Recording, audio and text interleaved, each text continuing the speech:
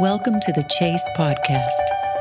Dr. Ron Charles is a renowned archaeologist, author, historian, speaker, missionary, and is known as the Christian Indiana Jones.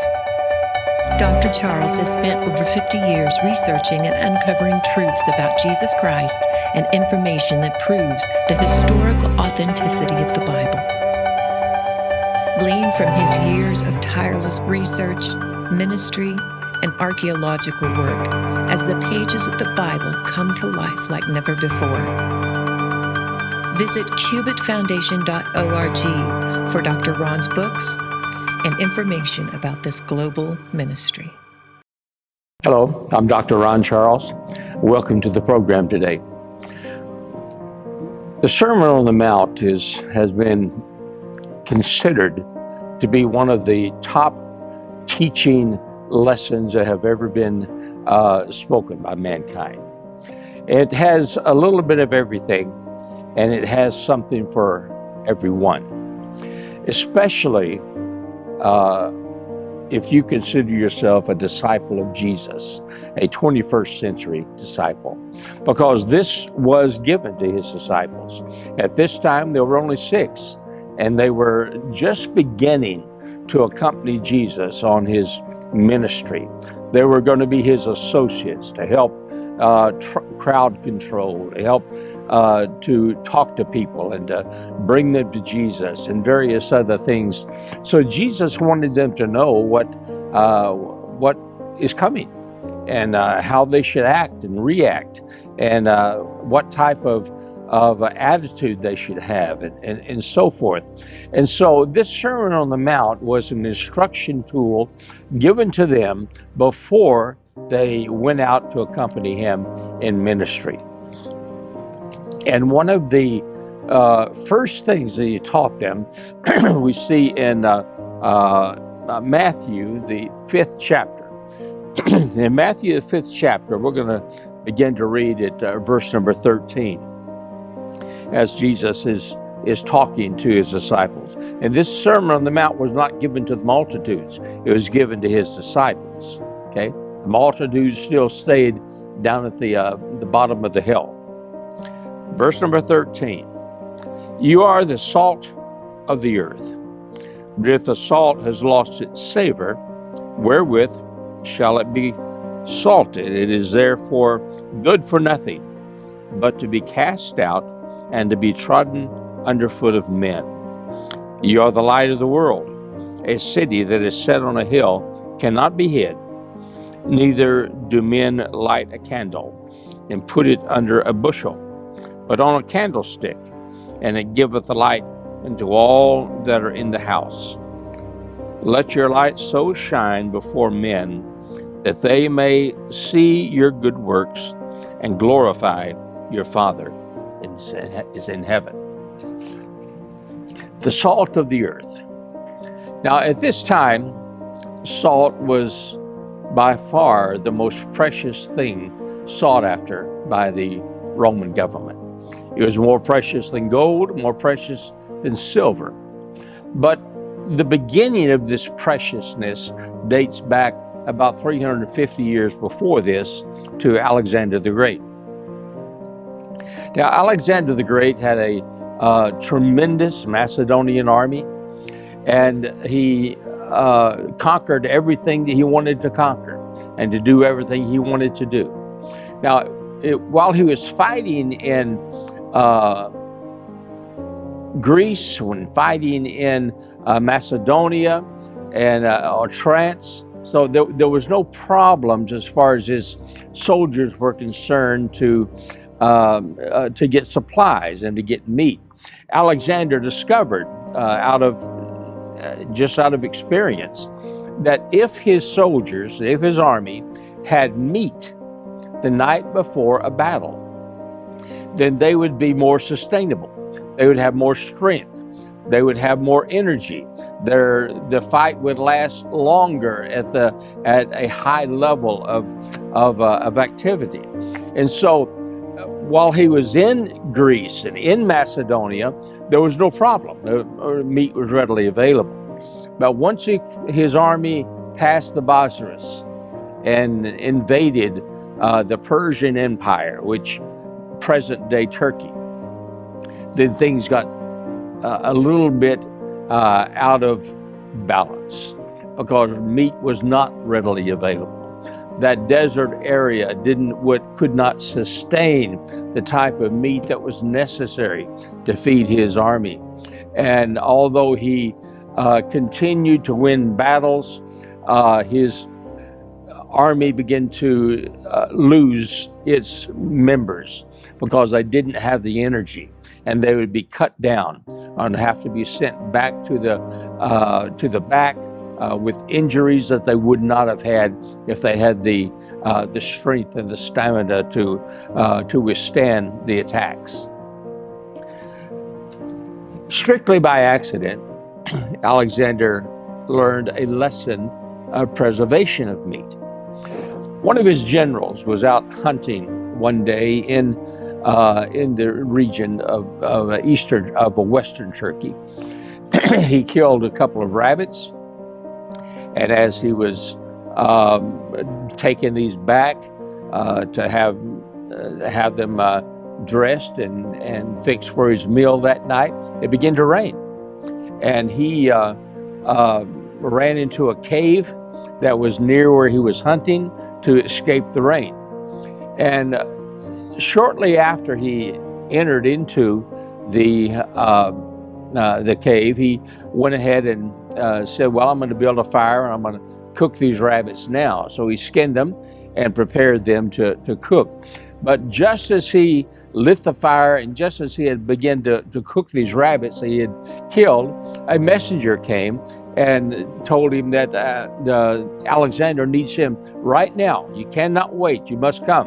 So he took the meat and he put out the fire and threw the rabbits over in the corner of the cave and took off.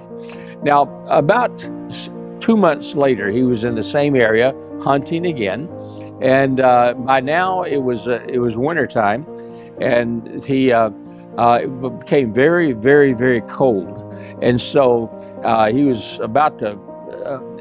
He was so cold he couldn't even pull the bow, the string on his bow. So he went back into this same cave for shelter. He built a fire and was trying to get warm. And he remembered the two rabbits he had thrown over in the corner. So he went over there, and to his surprise, the meat was still edible. It was still flexible.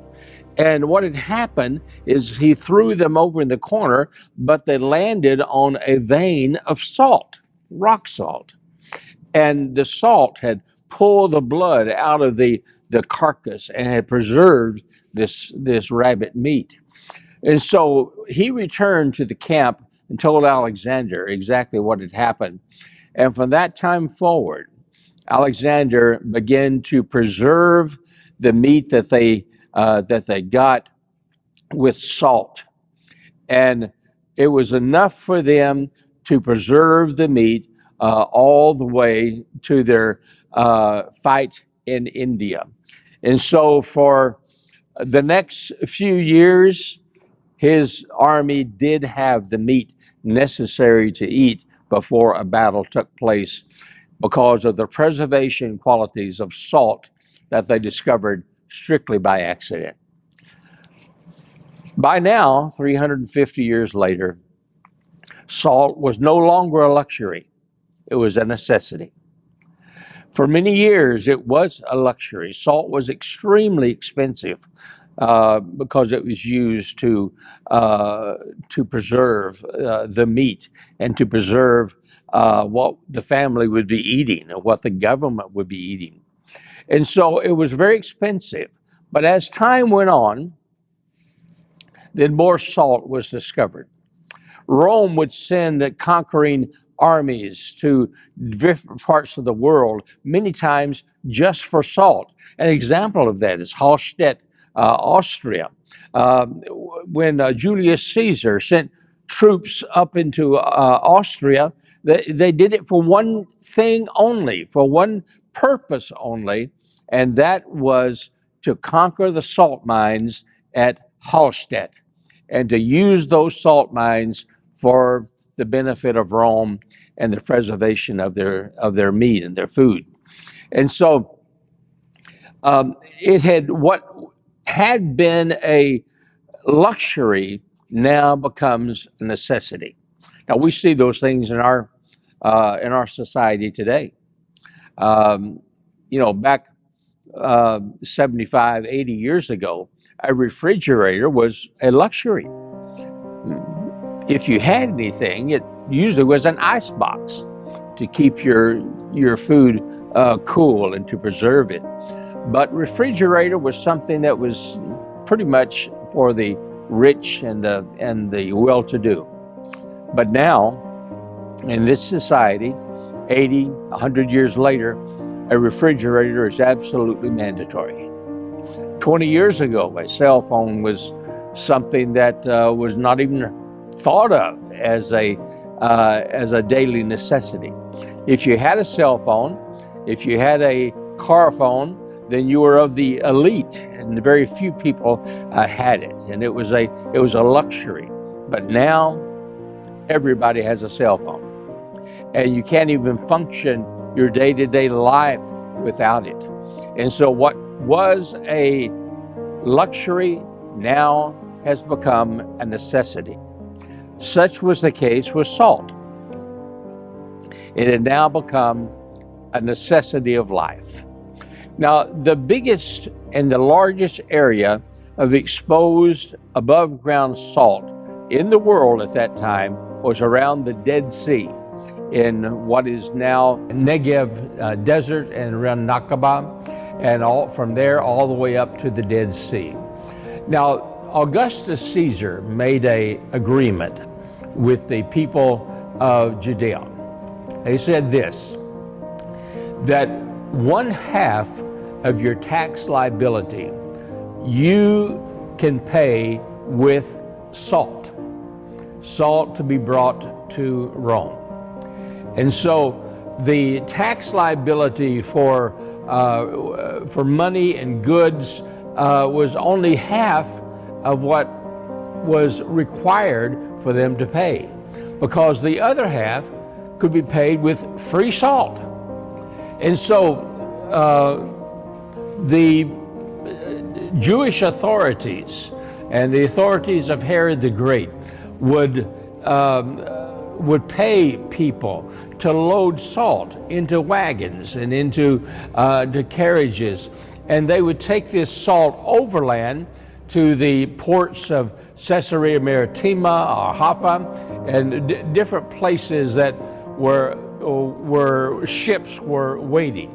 And so the salt was loaded on these ships, and they waited until there was a caravan of ships, maybe 5 or 6 or 7, before they would go to Rome.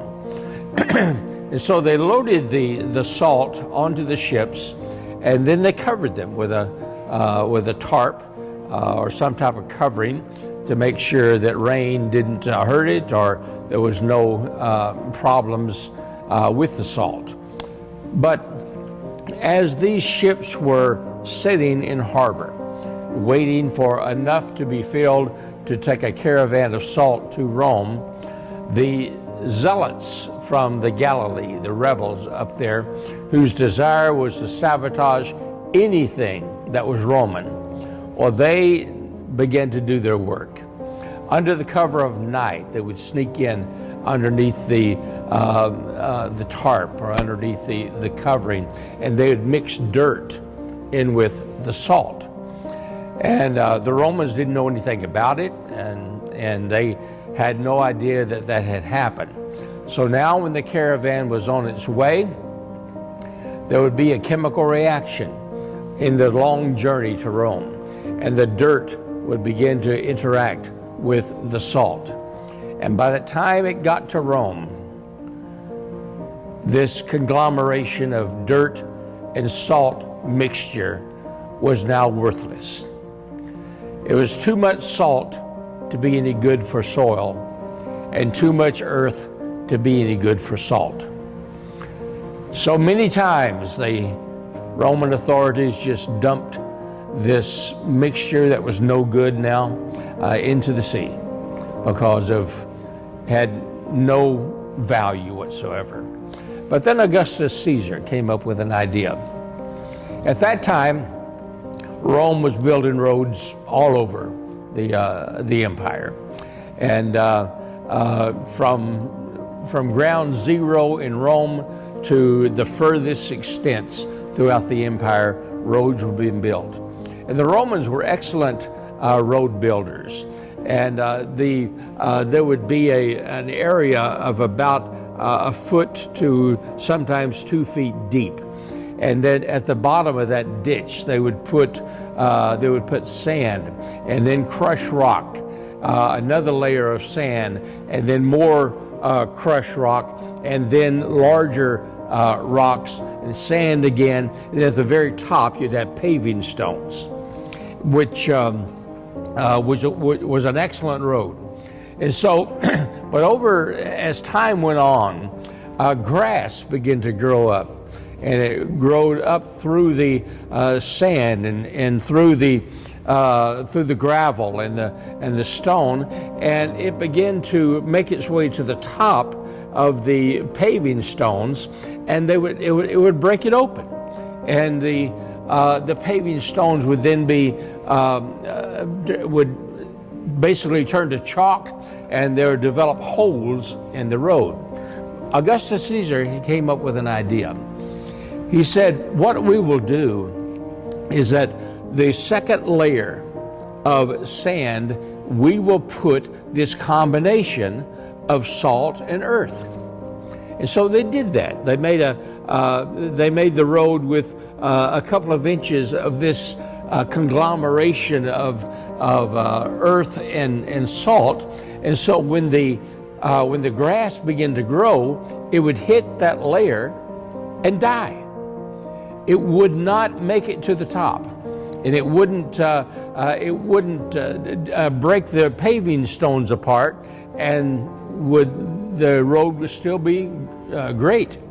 And even 2,000 years later, I personally have traveled on these Roman roads. This Roman road that was built 2,000 years ago is still functioning, still hauling traffic, and still connects major population centers, and the roads are still in good shape because of the idea that Augustus Caesar had concerning the salt and the earth. Jesus is telling his disciples, those ones that would be going out with him and to minister with him, he says, you can't compromise. Be either one or the other. You cannot mix the world with the preciousness of your salt. Salt is the most precious commodity that's in the world today. Such is the case with you, my disciples, and your 21st century disciples. You are most precious in the sight of God. You are a servant of Jesus. You are a fellow worker of Christ. He has chosen you to be part of his entourage as he ministers to people throughout the world. You're chosen. And you are chosen because of the value that God placed within you. You are the most precious commodity. You are the salt. But you can't mix the pleasures of the world, the downfalls of the world, in with your preciousness and with your salt. Because if you do, then there will be disaster. You'll have too much of the world to be any good for Christ, and too much of Christ to be any good for the world. Jesus told his disciples, be one or the other. Don't compromise. If you're going to be soil, then leave this group and go be your soil. But if you're going to be salt, and you're going to be precious to me and to the Heavenly Father, then don't mix the cares and the problems and the joys of this world to in with your preciousness of salt. Now, that doesn't mean to become a hermit. It doesn't mean to become a monk and go hide out in a cave someplace, or go into a facility up in the top of the Alps mountains and isolate yourself. It doesn't mean that. What it means is in daily life, okay? In daily life, if we let the cares of the world, if we can't let the activities of the world take precedent and control what we do, who we are, and what we accomplish, then that's what Jesus says must not happen. We live in this world. We have to play by the rules of this world. We were born here, we live here, and we will die here. So we are subjected to the rules, the principles, and the expectations of society and the things that we do. But we don't have to let that be our God. We don't have to let the world and the world's activities and the world's expectations to govern our lives. Instead, we are servants of the Most High God, servants of Christ, and we take that servanthood into the world, into the society that's out there, and we show by our example, we show by our witness, we show by our lack of involvement in the evils of the world. We show this world that we are not compromising, that we truly are the salt of the earth, and we are not bringing it together with the cares of the world. So be one or the other. If you're going to live for the devil, then do it. It would be the biggest mistake of your life. But you can't bring that into the worship of Jesus Christ. He wants you to be salt. He wants you to be precious. He doesn't want you to take the other route, which leads to destruction and leads to death. He wants you to stay with Him. Be His disciple. Be the precious salt. And then when you are, then you can walk with Him on the road that does not crack, does not have holes in it. And He will be with you. He will minister to you, and He will be your comfort at all times. People that we minister to in the Islamic countries, these people in the garbage city, and many others that are over there have accepted Christ. They know what we're talking about. Many of those people, when they accept Jesus, they adopt a death sentence. They will never, ever be free of this world's horrors and their imprisonment and the beatings and the torture that they go through. But they stay strong for Jesus. And many of them at the very time, at the very instant of death, or the very instant of persecution, in 1,000 different ways, they smile and say, I trust my God. And Jesus loves me. And Jesus cares. And Jesus is the only thing that I must dedicate myself to. Even in the face of death, I will trust Him. So please remember these people in prayer. They are trusting the Lord for their daily provision, for their daily life, for their daily comfort. And if you will, join many others throughout this country and throughout the world by pledging that I will pray 5 minutes a day for the persecuted believers. 182,000 died for the cause of Christ since 2016. 186,000 died for Christ. They need your prayers, not the ones that are dead, but those that are still living. They need your prayers. 5 minutes a day, pray for the persecuted believers, and the Lord will richly bless you and bless them as a result of your efforts. Thank you. The Chase with Dr. Ron Charles is sponsored by supporters of the Cubit Foundation. Visit cubitfoundation.org for Dr. Ron's books and discover how you can support this global ministry.